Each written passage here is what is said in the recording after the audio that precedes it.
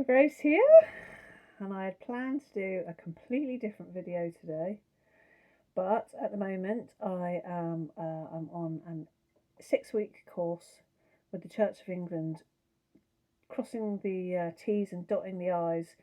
As I've been leading services of worship there, I was just someone that stood in, and so now 2 years later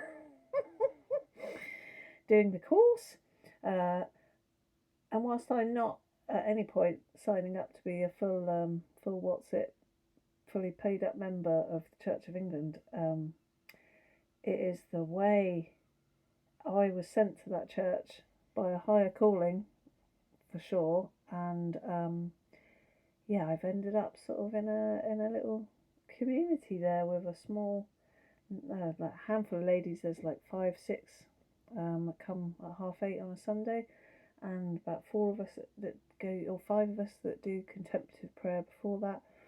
And that has been very beautiful and spiritually nourishing, and very much teaching me, further learning for me. It's been my connection to the Most High, that which is bigger than all of us, and certainly to Yeshua. Of course, they call Jesus.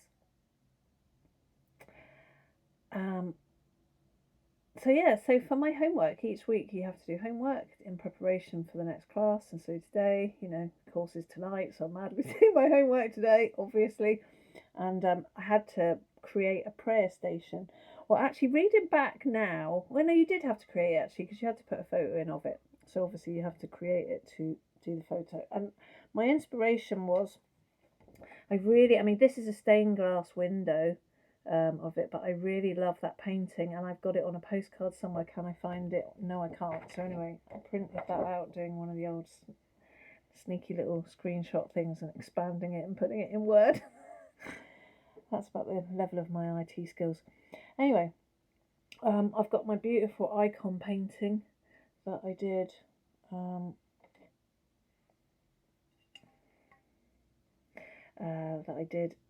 last year on my birthday retreat. Very nice. And so anyway, I just paused for a while and just sat to pray. I've created a prayer station. Why not? And you had to choose. Well, yeah, you had to choose something relevant, obviously, to create your station around. And what came to me is that from that, what is that painting called? Now I'm gonna have to look it up. And in googling this, I've realised actually that I already knew it, because I know it's called The Light of the World. 1851 to 1853, that's when it was painted. Famous allegorical painting by the English pre-Raphaelite artist William Holman Hunt. So there we go. It depicts Jesus holding a lantern and knocking on the long unopened handleless door, representing the human soul. The masterpiece is rich in symbolism, with 3 versions existing. So I made a little board, obviously, because if this was actually in a church, then, people can just stand and look at it and wonder why there's bits on it and the rest. So anyway, I did a board. Pause to pray a while. So thinking about like the unrest and fear and upset and injustice and the wars and atrocities and all the rest of it going on, and the poor governance and God knows what else. And he does. And thinking about the picture. So anyway, I am the light of the world. Whoever follows me will not walk in darkness, but will have the light of life. And that's from John chapter 8, verse 12. In uncertain and troubled times, know that Jesus is with you. And the prayer prompt, for those who might need it. Jesus, please be the light that shows me the way, and with you as my safe harbour, may I be able to shine the light out to others. May wisdom and love prevail. Amen. So you never believe it. you do all the filming, and then you start doing the editing, and then you suddenly realise that all your sound has disappeared off the end of your video, so you have to come back and do it again. Are you kidding me? So yeah, anyway, I'd created a pray station to do my homework, and I just thought, well, I'll just sit and have a little pray for a bit. I mean, why not? You've made a pray station. I wonder if anyone's done that and they've ripped off the logo and everyone would recognise it. It's bound to be on a sticker somewhere, isn't it? Anyway, so I sat in prayer, and in the contemplative sense that you're just sitting and being, and in the meditation sense that you're just trying to let those thoughts sort of run through and not loiter. You don't start having a conversation with yourself or checking through your shopping list or whatever. And when you sit in contemplative prayer, that's the time you're basically like opening up a channel, creating a time of space and peace in your mind and in your body, and you're just sitting and opening up a time that if ever there's a time that God is going to, whatever God is of your own understanding, is going to be a higher consciousness source, whatever, divine, the Most High, that's the time that, God is going to speak to you in one way or another, in inspiration or opening up, shedding light on something, or sometimes it's a thing that like you already know, and but it's like a timely reminder in a lovely sort of synchronistic way. And this was one of the, and quite often, like a meditation, your mind's just going round and round in circles. I mentioned this book in the first recording of this video, Into the Silent Land, Martin Laird, and he talks about going through doorways. And even my little Celtic canon, who's the lady who started our contemplative prayer group, we're now like a prayer community, albeit a small one. It's quality, not quantity. She's been practicing contemplative prayer for, I can't remember, she said 30 years or 50 years, but anyway, decades, multiple big decades. And she's back at, knocking on door one again, where it's, the busy monkey mind, everything's rushing through your brain, and you can't seem to sort of get a moment of peace and stillness. And she said that before, that she's even sort of just thrown all her toys out the pram and gone, this is just useless, and what's the point in this? And she advises us not to do that, to sit with it. So anyway, there are the times when it does just come to be that. So these times, I think I realised today, as I was saying this, speaking about this earlier, that when there are the times when all the monkey mind is going on, and there are the times when you suddenly have like a light bulb moment sort of a thing, or a real sense of something beautiful in you. Sometimes it's a physical feeling, and that's when you realise that that's the point where actually your thoughts were probably going away, but they're going on around in your head, but they were sort of parked in the background. And that time, because you suddenly realise, I wasn't thinking about anything, like I wasn't. And that's often, I think that seems to me that's when something's going to drop in. Anywho, so I was sat here in prayer, and this video was going to be about something completely different, and I'd started mind mapping, and just this thing, this clarity has come through in this time of prayer, that about Jesus saying, follow me, and that he would light the way. And so people, that's turned into humans, people have turned that into, the big churches and the things that all go on with religion today.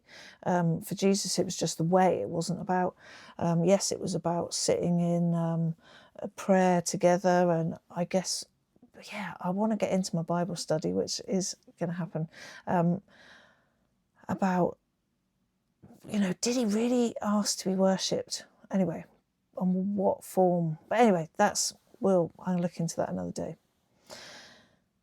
But this thing of following him, so it's like just looking to him. Now, following him to some, I wonder whether that's just the thing of going to church. And yes, there's the thing of having those times when you feel, the love of God, the love of Christ. But then I think it's about, you could take it as, is it follow me, as in follow my teachings, learn from my teachings and act them out in your daily life. It's about taking responsibility for yourself, for your spiritual growth and your personal development, which is starting to sound a little bit like corporate training plan. But it is about that. It is about personal development.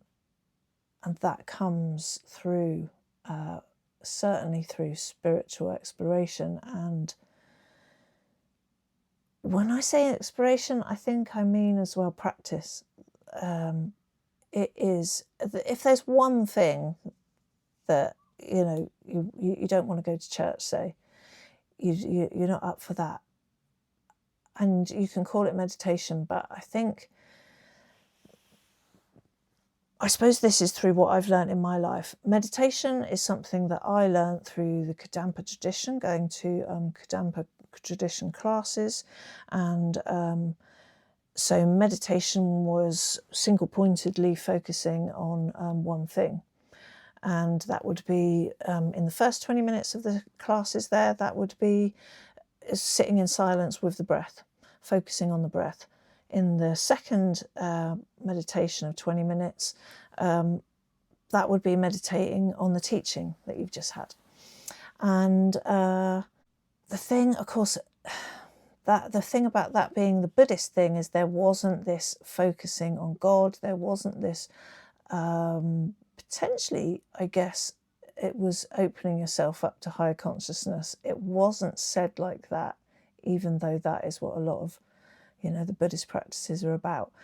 But this is the Christian contemplative prayer practice is, which it's got that label Christian now on it, but Yeshua and the way, that was, they would go into contemplative prayer.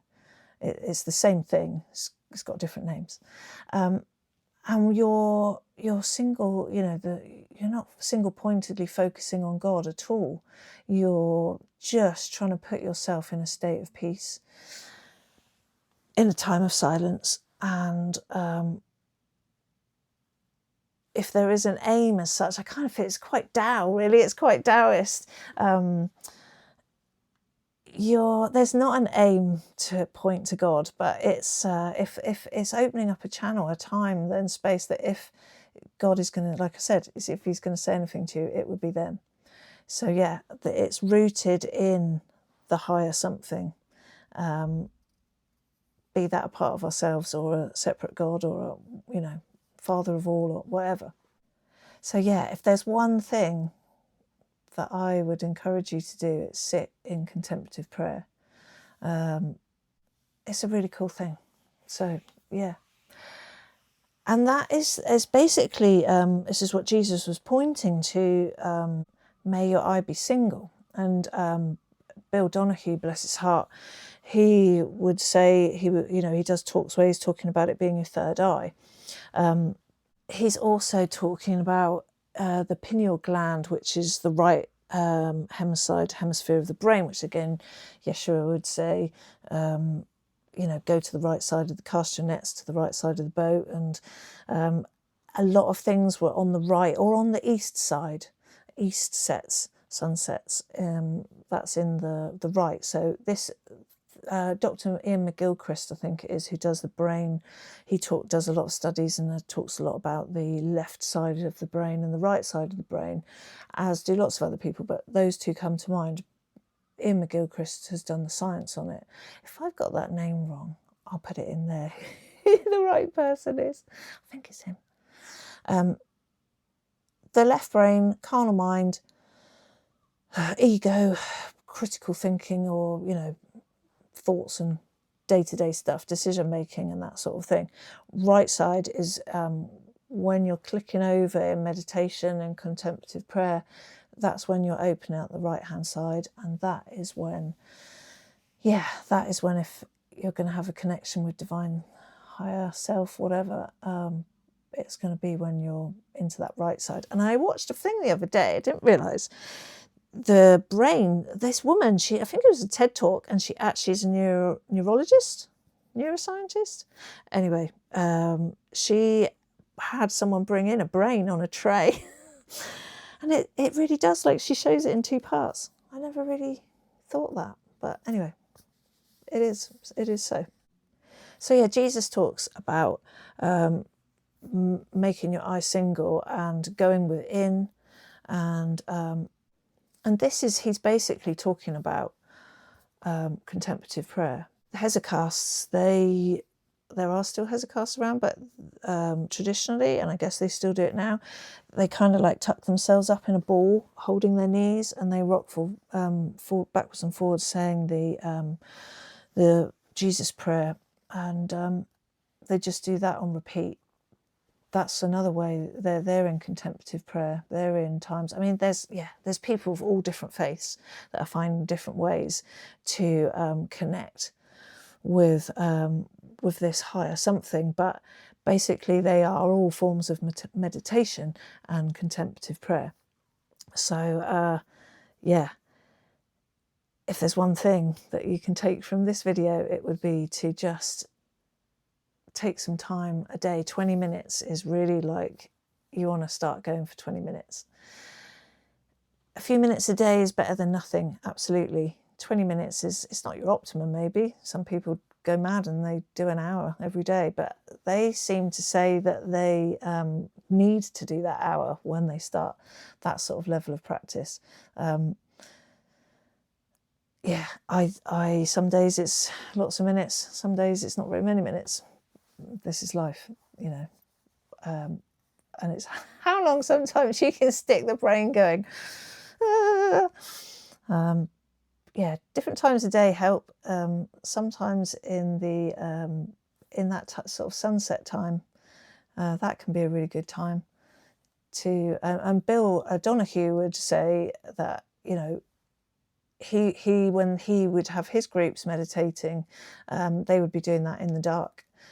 Because it's something to do with melatonin in the mind and how that opens up. He's got some evidence, scientific evidence that he found for that. So God knows where that video is. He's done so many. It's his back catalogue that he did over all those years. Bless his heart. Thank you so much for Bill Donahue and all the work. Go and check him out. It's certainly a good idea to go and have a look at those teachings, go and have a look at those Gospels, and really, what was Jesus saying?